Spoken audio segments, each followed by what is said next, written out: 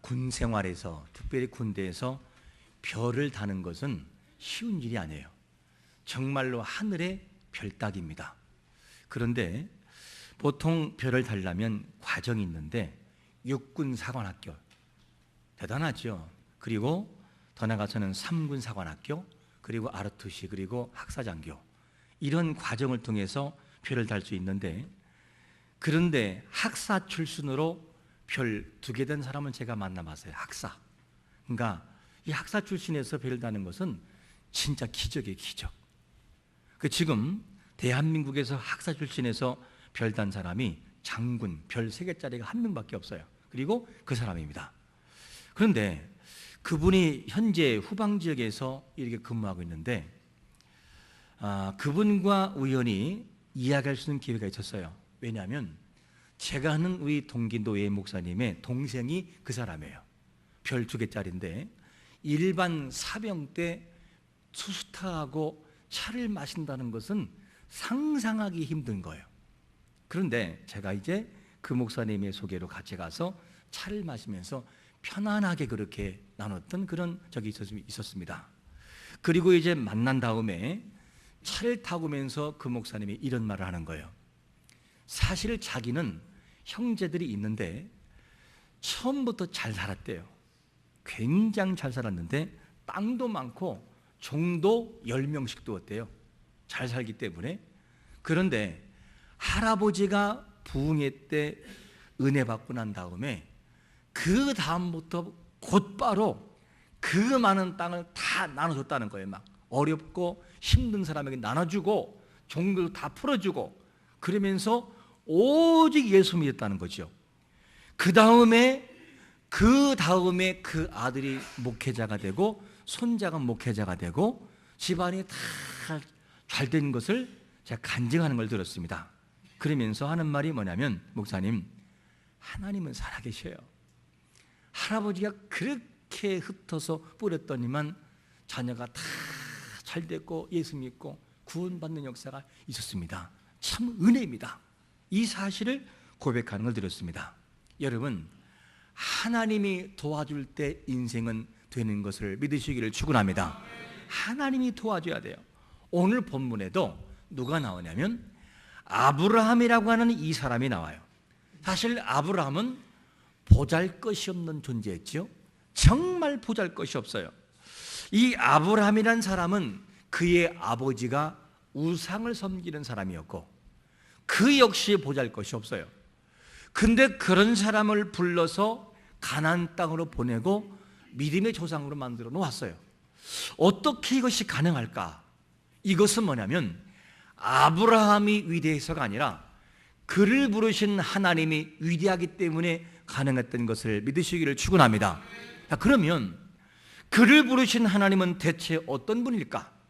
오늘 본문에서 하나님을 어떤 분으로 소개하고 있냐면 첫 번째로 이렇게 소개해요. 나는 뭐하다? 전능한 하나님이라는 거예요. 이 사실을 1절에서 이렇게 말합니다. 아브라함이 99세 때에 여호와께서 아브라함에게 나타나서 그에게 이르시되 나는 전능한 하나님이라 너는 내 앞에서 행하여 완전하라. 하나님을 뭐라고 소개하느냐? 전능하다. 전능이란 말이 뭐죠? 전능이란 말은 무한한 능력을 가지고 못하실 것이 없다 그 말이에요. 모든 걸 할 수 있다는 거예요. 이게 전능이에요. 우리 하나님은 전지전능하신데 모르는 것이 없고 못하실 것이 없어요. 그게 전지전능하신 하나님이십니다. 그 하나님이 누구를 붙들었어요? 촌뜨기 아브라함을 붙들었다 그 말이죠. 하나님이 우리를 붙드시면 모든 것을 할 수 있음을 믿으시기를 축원합니다. 그분이 붙드시면 가능하다는 거죠. 이게 전능한 하나님이라 이렇게 우리에게 소개해주고 있습니다. 그러면 우리 자신들이 우리를 바라볼 때 참 부족하다, 나라는 사람도 아브라함처럼 쓸 수 있을까라고 생각할 때가 있어요. 그런데 그럴 때마다 기억할 것이 뭐냐면 예레미야 32장 27절에서 뭐라고 말씀하냐면 나는 여호와여 모든 육체의 하나님이라 내게 할 수 없는 일이 뭐라고요? 있겠느냐. 이 말은 무슨 말이죠? 나는 전능하신 분이기 때문에 못하실 것이 하나도 없다. 모든 걸 할 수 있다. 이것을 우리에게 말씀합니다. 그 하나님께 붙들리면 되는 인생, 되고야만 하는 인생 되는 걸 믿으시기를 축원합니다. 그 하나님께 붙들리면 된다는 거죠. 이거를 우리에게 소개하고 있습니다. 그래서 아브라함이 99세 때 이전에 하나님은 이미 뭐라 그랬냐? 내가 자녀를 주겠다 그랬어요. 그런데 99세가 돼도 아들이 없는 거예요. 자녀가 없어요. 이 마음 때문에 이 아브라함은 스스로가 알아요. 이제는 더 이상은 자녀를 생산할 수 없겠다. 내 안에도 이것은 불가능하다. 이거를 서로가 알아요. 그래서 이 모든 것을 할 수 없을 때 하나님이 뭐라고 하냐면 하나님이 아니다. 내가 너에게 자녀를 줄 것이다. 이런 말씀을 하셔요. 그때 아브라함이 뭐라고 답변하냐면 창세기 15장 2절에 보니까 처음에 주었던 약속을 줄 때 이렇게 말합니다. 아브라함이 이르되 주 여호와여 무엇을 내게 주시려 하나이까? 나는 자식이 없사오니 나의 상속자는 이 다메섹 사람 누구라고요? 엘리에셀. 엘리에셀은 누구죠? 아브라함의 종이란 말이에요. 종. 그러니까 아브라함의 생각 속에 아브라함아 내가 너에게 하늘의 무별처럼 자녀를 줄 것이다 라고 말하니까 무별은 고사하고 한 명도 없는데, 그러면서 뭐라고 말하냐면 하나님 뭐 다른 것은 뭐 둘째 문제이고 그냥 내 종으로 자녀가 되면 좋겠습니다.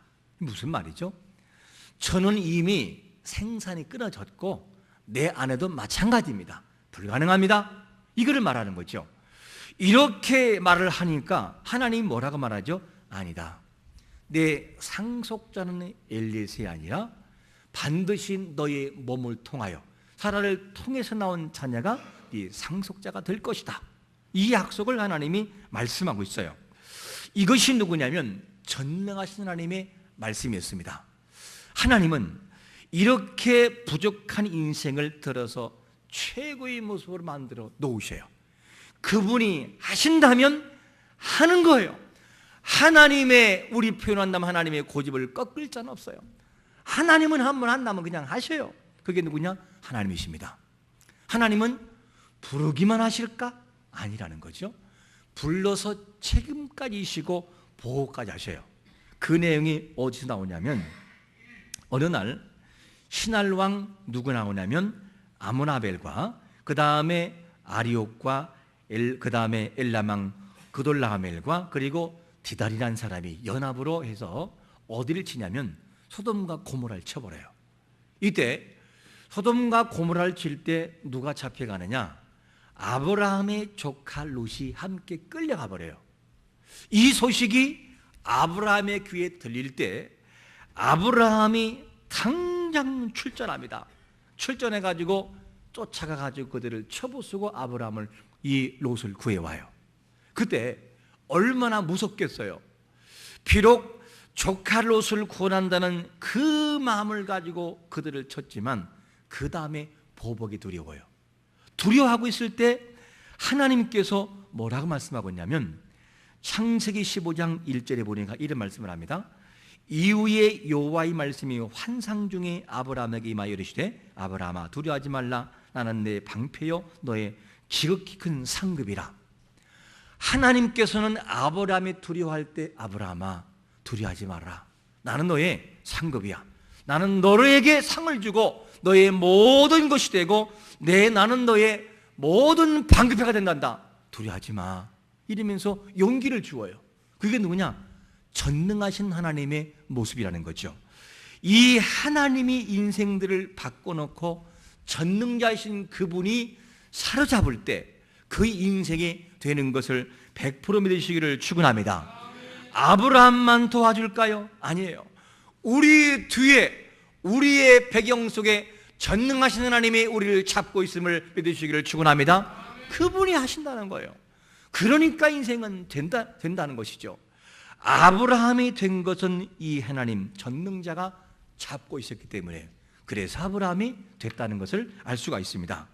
또 아브라함이 될 수밖에 없는 이유가 뭐냐면 두 번째로 뭐라고 말씀하냐면 하나님의 언약이 가동되기 때문이다. 언약, 그 내용을 77장 2절에서 이렇게 말씀하죠.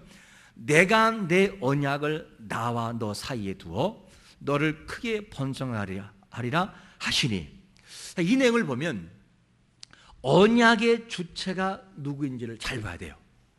언약의 주체가 아브라함이 아니고 아브라함이 50%, 하나님이 50%가 아니에요. 우리의 구원은 하나님이 50%, 우리의 노력이 50%라서 구원받는 것이 아니라 전적인 하나님의 축구를 통해 이끌어가는 구원이기 때문에 구원이 성립되는 걸 믿으시기를 축원합니다. 하나님의 언약은, 아브라함과 맺은 이 언약은 일방적인 언약이에요. 무슨 말이냐? 아브라함이 행동에 따라서 언약이 뒤바뀌는 언약이 아니라 아브라함의 관계, 아브라함의 이 모든 행위나 그의 행동과 관계없이 하나님은 이끌어 가셔요. 그냥 그게 뭐냐? 일방적인 언약이에요. 그러니까 아브라함이 부족하다고 하나님과 맺은 언약이 취소가 되느냐? 아니죠. 하나님이 아브라함아, 내가 너에게 자녀를 줄 거야. 하나님 99세인데요. 아니, 내가 줘. 99세라니까요. 아니, 준다니까. 내가 너를 하늘의 무별 있지, 저거 봐봐, 그와 같이 줄 거야. 바다의 모래같이 줄 거야. 하나님 나 99세인데요. 아니, 내가 한다니까. 이게 일방적인 언약이에요. 이 일방적인 언약은 아브라함의 태도와 관계없이 진행되는 거예요. 그냥 이 언약이 아브라함만 줄까? 아니었어요. 우리의 구원도 하나님의 놀라운 은혜가 있는데, 그 내용을 에베소 1장 5절 말씀인데 우리 한번 같이 읽어보겠습니다. 시작. 그 기쁘신 뜻대로 우리를 예정하사 예수 그리스도로 말미암아 자기의 아들들이 되게 하셨으니, 그 기쁘신 뜻대로 우리를 예정했어요. 하나님의 그 마음에 맞는 모습으로 예수 그리스도 안에서 부르셨고, 그 구원이 성립되는 것은 우리의 노력이 아니라 그분의 작정과 그분의 뜻의 일방적인 은혜를 통해서 진행되는 걸 믿으시기를 축원합니다. 그러니까 예수가 믿어지고, 그러니까 예수 앞에 나오는 거예요. 절대 내가 잘나서 그런 것이 아니라는 거죠. 그 마찬가지로 하나님께서 자녀를 삼는 것은 그분의 권위와 그분의 영역이에요. 아들이 아무리 잘나도 그 스스로가 아버지 아들이 될 수 없어요. 부모가 오케이, 부모가 내 호적에 오리는 순간 자녀가 되는 거지, 자녀 스스로가 아버지 호적에 오르는 건 경우는 없어요. 그런 경우는 없어요. 내가 싫다 그러면 절대 못 올라와요. 그러므로 이 아브라함과 맺은 언약은 쌍방간의 언약이라는 외형의 모습은 있으나 쌍방간의 언약이 아닌 하나님이 주려고 작정하고 이끌어가는 절대적인 언약이에요. 이 언약이 저에게 있고 여러분에게 있어서 지금도 예수를 믿어 구원된 백성 된 걸 믿으시기를 축원합니다. 야, 이 은혜를 생각하면 감동 자체예요. 그냥 왜? 나는 부족한데 그분이 이끌어 간다는 거, 일방적인 언약. 자, 그러면 일방적인 언약이라는 것을 어디를 보면 알 수 있느냐? 하나님께서 아브라함에게 뭘 말씀했냐면, 아브라함아, 하늘의 뭇별처럼 내가 자녀를 줄게. 그러니까 아브라함이 의심을 해요. 내가 너에게 이 땅을 줄 거야. 그러니까 아브라함이 의심을 해요. 하나님, 어떻게 알겠어요? 어떻게 그거를 제가 믿겠어요? 뭐가 증거로 알 게 있겠습니까? 그러니까 하나님 말씀하시죠. 아브라함아, 너는 가서 3년 된 암소와 3년 된 우리 암염소와 그리고 3년 된 순양과 그리고 산비둘기 쥐비둘기를 가져와라. 그리고 기다려. 그리고 아브라함이 열심히 동물을 잡았어요. 정말로 암소를 잡아가지고, 그리고 더 나가서는 암염소를 잡아가지고, 그런 다음에 반을 딱 쪼개요. 여러분, 이 돼지라든가 소를 보면 통째로 갖다 놓지 않고 반을 딱 쪼개죠, 그렇죠? 그것처럼 동물을 잡아가지고 반을 딱 쪼갠 다음에 한쪽은 이쪽에, 한쪽은 저쪽에, 그리고 이 동물 사이로 하나님과 아브라함이 지나가야 돼요. 왜냐? 그 당시에 배경사를 볼 때 언약을 맺을 때는 동물을 잡아놓고 쪼갠 그 사이를 지나가요. 지나가면서 동물을 바라보는 거예요. 이렇게. 너 만약에 이 언약, 나와 언약을 깨면 저 동물처럼 돼. 너 죽어. 이렇게 말하는 거죠. 그리고 아브라함이 하나님이 오시기만을 계속 기다렸어요. 그런데 하나님이 오시지를 않은 거예요. 너무너무 오시지 않으니까 아브라함이 그만 지루해서 깜빡해서 졸기 시작을 해요. 그리고 잠들어 버렸네요. 그런데 왜 우리가 그렇잖아요. 한참 기다리다가 왜 안 와? 그 말하면 오잖아요. 그죠? 그것처럼 이렇게 못 기다리고 졸고 있으니까 하나님이 그때 오셨던 거죠. 그러면 하나님과 아브라함의 쌍방간의 언약이기 때문에 하나님이 아브라함을 깨워야 돼요? 안 깨워야 돼요? 깨워야 되는 거예요. 왜? 언약자니까. 깨워야 되는데 하나님이 그를 깨워야 안 깨워요? 안 깨워요. 안 깨우고 그냥 그 동물 사이를 홀로 지나가세요. 홀로. 이 말은 무슨 말이죠? 아브라함아, 너는 나와 언약을 맺기로 약속했고 쿨쿨 자고 있지만 너의 행위와 관계없이 나는 진행할 것이다. 나는 너의 모든 의지와 너의 뜻과 관계없이 너에게 자녀를 줄 것이며 너를 세울 것이고 열국의 아버지를 세울 거야. 이거는 나의 의지야. 그러면서 홀로 그걸 지나가세요. 만약에 자녀를 안 준다면 누구 책임이냐? 하나님 책임이에요. 왜? 아브라함은 잠을 자고 있었으니까. 이게 뭐냐? 일방적인 언약입니다. 여러분, 이 언약은 지금도 우리에게 흘러오고 있고 이미 지나가 버렸어요. 그래서 이 언약의 은혜를 뭐라고 말씀하냐면 에베소 2장 8절에서 이렇게 말씀합니다. 너희는 그 은혜에 의하여 믿음으로 말미암아 구원을 받았으니 이것은 너희에게서 난 것이 아니요 하나님의 선물이라는 거죠. 하나님의 선물이 나의 의지를 꺾고 나의 모든 약함을 꺾고 하나님을 바라보게 만드는 역사가 있으므로 구원의 자리에 들어가는 것을 믿으시기를 축원합니다. 아무리 보아도 은혜예요. 아무리 보아도 은혜를 고백하지 않을 수가 없어요. 정말 한다면 은혜죠. 이것이 뭐냐? 아브라함이 되겠던 될 수밖에 없는 이유였어요. 그 다음에 아브라함이 또 될 수밖에 없는 이유가 마지막에 한 가지 있는데 그게 뭐냐면 세 번째로 이렇게 말씀해요.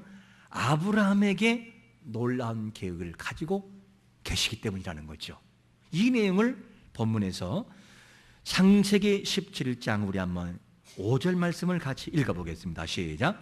이제후로는 내 이름을 아브라함이라 하지 아니하고 아브라함이라 하리니 이는 내가 너를 여러 민족의 아버지가 되게 함이니라.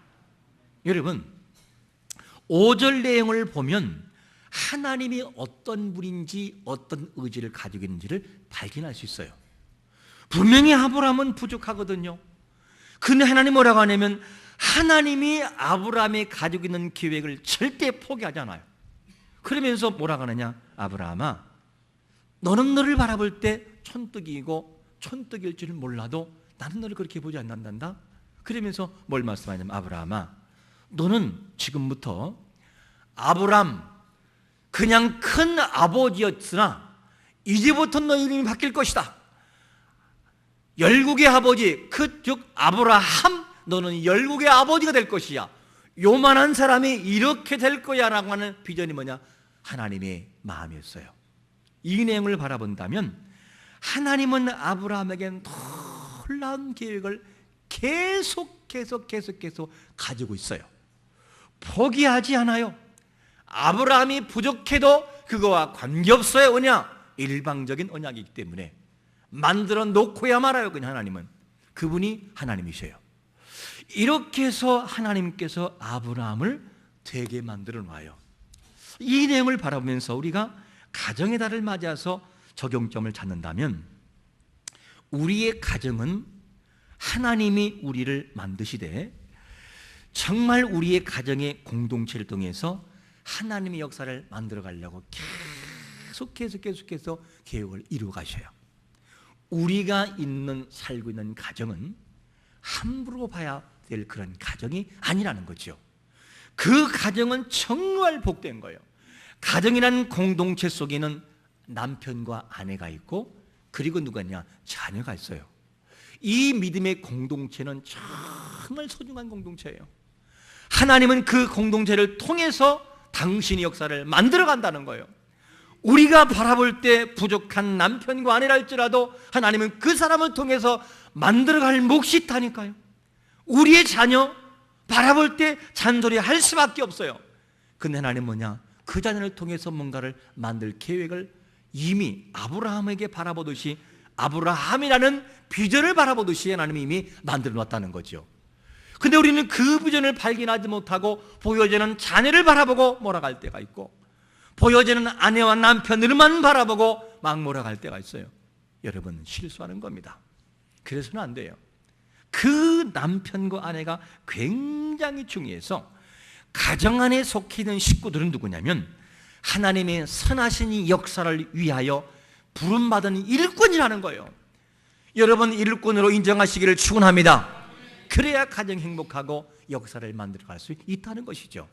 그래서 우리가 아내들을 바라볼 때 참 때로는 너무나 함부로 대할 때가 있어요. 여러분, 아무리 잘난 남편도 아내의 서포트가 없고 아내의 도와주는 그 배려가 없다면 이 모습이 안 된다니까요. 저도 어쩌다가 아내가 세미나 가거나 그럴 때에 홀로 집에서 애들을 밥을 먹이고 밥도 하고 빨래도 하고 설거지를 해봐요. 그런데 그 몫이 굉장해요. 두 가지는 힘들겠더라고요. 책을 봐야 되고 설교 준비해야 되고 신방해야 되는데 그거를 다 감당하기가 너무 버겁더라고요. 그래서 참 소중하다는 것을 더 느껴져요. 여러분, 종교개혁자 마틴 루터가 1517년에 종교개혁을 했습니다. 그런데 그 종교개혁자인 이 마틴 루터에게도 좌절의 순간이 다가와요. 왜? 너무너무나 큰 벽과 싸우니까. 그런 어느 날 마틴 루터가 지쳐가지고 3일 동안 일어나지를 못해요. 마음도 지치고 육신도 지쳐가지고. 이때 그 마틴 루터를 깨운 것이 누군지 아십니까? 그의 아내였어요. 그의 아내가 어느 날 마틴 루터가 지쳐있을 때 상복을 입고 루터 앞에 서는 거예요. 루터가 깜짝 놀라가지고 누가 죽었냐고. 죽었다고. 그 누가 죽었길래 상복 입었냐 그랬더니만 하는 말이 하나님이 죽었다고. 그러니까 이 벌떡 일어나더만 이 사람이 지금 무슨 소리 하는 거냐고. 어찌 하나님이 죽냐고. 하나님은 안 죽는다고 물어요. 그러면 하나님이 안 죽었다면 하나님을 믿는 당신은 왜 그렇게 죽어 있습니까? 그러면서 큰 마틴 루터에게 한마디 던진 그 말이 마틴 루터가 충격을 받은 거예요. 그렇지, 하나님은 안 죽었지, 내가 왜 이러지? 그리고 일어서서 하나님을 찬양할 때 하나님의 임재가 느껴서 강력한 역사를 통해 다시 한번 그 길을 걸어갑니다. 그게 누구냐? 남편을 깨웠던 루터 이 아내, 바로 케이트의 모습이었습니다. 그래서 이 루터라는 사람은 사실은 집에서 죽지 않고 외지에서 사망해버려요. 1546년 2월 18일 날 그가 사망하는데, 이제 지배를 가지 못하고 그 루터가 죽기 전 8일 전에 아내에게 편지를 써요. 편지를 쓸 때 아내에게 최고의 가치의 찬사를 보내는 용어를 써요. 그 용어가 어떤 것이냐? 제가 읽어볼게요. 이런 단어를 써요. 나의 인자하고 사랑하는 아내, 그리스도 안에서 은혜와 평강이 가장 거룩한 아내에게. 야, 멋있잖아요. 이따 보세요. 알려드릴게. 이걸 한번 써보세요. 편지 쓸 때 나의 인자하고 사랑하는 아내, 그리스도 안에서 은혜와 평강이 가장 거룩한 아내에게. 야, 감동적이잖아요. 이렇게 존중을 해요. 그러니까 그런 루터의 개혁과 그러한 강력한 힘이 나오는 거죠. 너무너무 소중한 거죠. 남편이 아내에게 함부로 했다면 진심으로 용서를 구해야 돼요. 또 아내가 남편을 무시했다면 진심으로 용서를 구해야만 됩니다. 그래야 그 가정이 행복할 수 있어요. 이것이 뭐냐면 가정의 회복이라는 거죠. 그런가 하면 가정이라는 공동체 안에는 아내와 남편만 있느냐? 그렇지 않고 자녀가 있어요. 여러분, 우리 자녀 100% 마음에 들든가요? 부모 입장에서 자녀를 바라보면 아무리 잘해도 마음에 안 들어요. 뭔가 부족한 게 있어요. 그때 부모들은 자녀를 바라볼 때 너무나 말을 함부로 할 때가 있어요. 너무너무나 취급을 가치없게 시장표 언어로 사용할 때가 많아요. 그런데 잊지 마세요. 그러한 자녀가 훗날 아브라함처럼 열국의 아버지가 될 수가 있다는 거지요. 이거를 바라봐야 돼요. 우리는 너무나도 그 비전을 보지 못하고 살아갈 때가 많아요. 그거를 봐야 되는 거죠. 그래서 이거를 봐야만 됩니다. 이 자녀에게 사랑하고 아껴주고 지지해주고, 이 말이 얼마나 중요하냐면 예를 들어 보겠습니다. 여러분 잘 아는 레나 마리아 아시죠? 세계적인 사람입니다. 이 사람이 1968년 스웨덴 중남부 하버마을에서 태어나요. 그 태어날 때 이 사람은 중증 장애인으로 태어나는데 두 팔이 다 없어요. 없고 다리는 한쪽은 길고 한쪽은 반밖에 안 돼요. 그러면 무슨 모양이 나오겠어요? 그 아이가 한번 사진 띄워보세요. 사진이 이러네요. 태어났을 때 팔이 없어요. 양쪽 팔이. 그리고 다리는 한쪽은 짧고 한쪽은 길어요. 이때에 이 마리아가 태어났을 때 병원에서 뭐라고 한지 아세요? 아버님, 이 아이를 보호소에 맡기세요. 이 아이 데려가도 못 키웁니다. 맡겨주시면 정부에서 키워줍니다. 이렇게 말을 했어요. 이렇게 말을 했을 때 이 누구냐면 부모가 하는 말이 내 아이는 내가 키우겠다고. 그러면서 아이를 포기하잖아요. 그리고 이 마리아가 너무 밝게 자라는 거죠. 그리고 이 아이에게 최대한 지지, 최고의 가치를 가지고 아이를 대했어요. 그랬더니만 이 아이가 변하기 시작하는데 뭐가 되느냐? 수영을 그렇게 잘하고 그리고 십자수 얼마나 잘하냐면 영상 보면 막 꼬매는 꼬매 발로 두 발로 이렇게 꼬매요.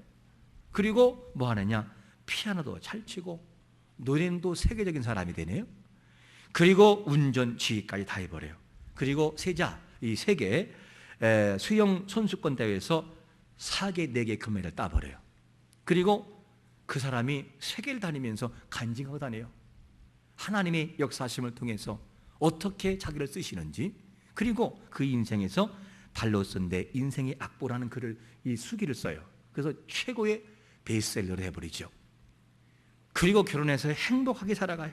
여러분, 만약에 그를 병원의 말을 들어서 버렸다면 그는 어떻게 됐을까? 그럴 순 없잖아요. 그를 최대한 지지하고 그를 바라보는 비전을 포기하지 않았던 그 부모님이 있었을 때 그는 세계 최고의 사람이 되죠. 하나님은 이런 분이세요. 우리를 바라볼 때 우리의 부족을 알고 우리가 우리를 바라볼 때도 포기해서 될 수 없다고 하는데 하나님은 아니지, 그게 아니야. 너의 모양 관계없고 너의 실력 관계없고 너의 태도, 너의 모든 삶은 나에게 중요하지 않단다. 왜? 나는 전능자이기 때문에. 나는 전능자이기 때문에. 나는 모든 걸 할 수 있고 만들어 올 수 있기 때문에 나는 너에게 일방적인 언약을 통해 너를 사용하고 너를 만들 것이란다. 너의 의지와 관계없고 나는 만들어 놓고 한다. 그리고 나는 누구냐? 너에게 놀라운 계획을 가지고 있고 네가 너를 포기해도 나는 너를 포기하지 않는다. 아브라함에서 아브라함으로 만들고 만들 거야 하는 하나님의 비전이 계속해서 있다는 거죠. 여러분, 이 역사가 있기 때문에 아브라함은 되는 사람이 된 거예요. 그냥 된 것이 아니라는 거죠. 우리는 이 시간에 하나님 앞에 음성을 들어야 돼요. 너는 알고 있느냐? 나는 누군지 아느냐? 전능자야. 너를 만드는 전능자. 그리고 내가 누군지 아느냐? 나는 너의 의지와 관계없이 실패하고 실수하고 나약해도 나는 너를 일방적인 언약을 통해 이끌어가는 바로 하나님이란다. 너는 너를 볼 때 포기하고 너의 부모가 너를 어떻게 본다 할지라도 나는 너를 포기하지 않는다. 나는 너에게 아브라함이라는 비전을 가지고 있단다. 너의 부족하느냐? 나는 너를 포기하지 않아. 너 이거 알고 있느냐? 라고 묻는 거예요. 여러분, 이 사실을 알고 나가는 사람과 이 사실을 모르고 나가는 사람과 무슨 자겠다고 생각하십니까? 하나님 우리에게 말씀합니다. 뭐라고 말씀하느냐? 이사야 41장 10절 같이 한번 읽어보겠습니다. 시작. 두려워하지 말라. 내가 너와 함께함이라. 놀라지 말라. 나는 네 하나님이 됨이라. 내가 너를 굳세게 하리라. 참으로 너를 도와주리라. 참으로 의로운 오른손으로 너를 붙들리라. 할렐루야. 이 약속의 말씀이 우리 심장을 적셔야 돼요. 흠뻑 적셔. 그래, 나는 부족하다. 맞다. 인정한다. 근데 하나님이 나를 붙드신 그분이 전능자야. 나를 반드시 언약을 이끌어 갈 거야. 그분 나를 포기하잖아. 나는 이것을 믿어. 그리고 그분을 바라보는 거죠. 이 약속이 내 심장을 적셔 되는 인생, 되고야 마는 인생을 경험하기를 예수 그리스도의 이름으로 축원합니다. 아멘.